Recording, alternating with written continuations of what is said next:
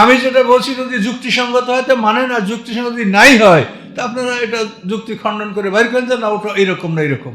আমি পারছি না, আমি বহু চেষ্টা করছি যেটাকে কোনোভাবে অ্যাডজাস্ট করা যায় কিনা। তার কারণ আমি আমার প্রথম জীবনে মন কানে কিনে সুয়াল জাবের ওয়াজ আমিও করেছি, কিন্তু আমি যখন চাকরি ছেড়ে দিয়ে কোরআন নিয়ে গবেষণা করছি তখন তো আমি প্রত্যেকটা ভুল ভ্রান্তি ভালো মন্দ বোঝার চেষ্টা করছি। তখন আমি এই জিনিসটা দেখি যে এই জিনিসটা এটার সাথে কোরআনের সাথে কোনো মিল নেই।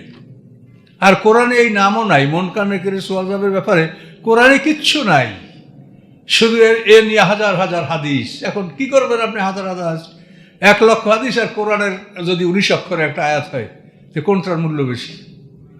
তাহলে এই জন্য এই কথাগুলি স্পষ্ট কোরআনে বলা আছে, সুম্মা রুদ্দু হু এলা মাওলাহুমুল হক।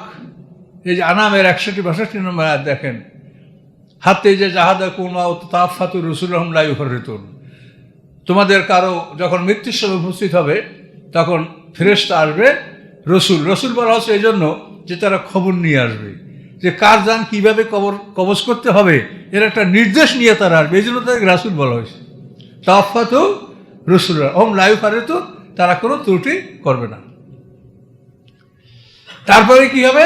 সুম্মা রুদ্দু হু এলা মাওলাহুমুল হক, তারপরে তারা তাকে প্রকৃত মালিকের কাছে নিয়ে যাবে।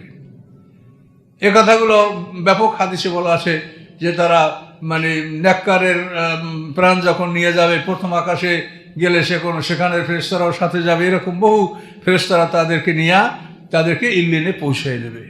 আর সিজিনে যারা থাকবে তাদের সেটা নিম্ন অঞ্চলে বলা হয়েছে। এখন নিম্ন অঞ্চল কোথায় এর বিবরণ আমার দেওয়ার কোনো ক্ষমতা নাই।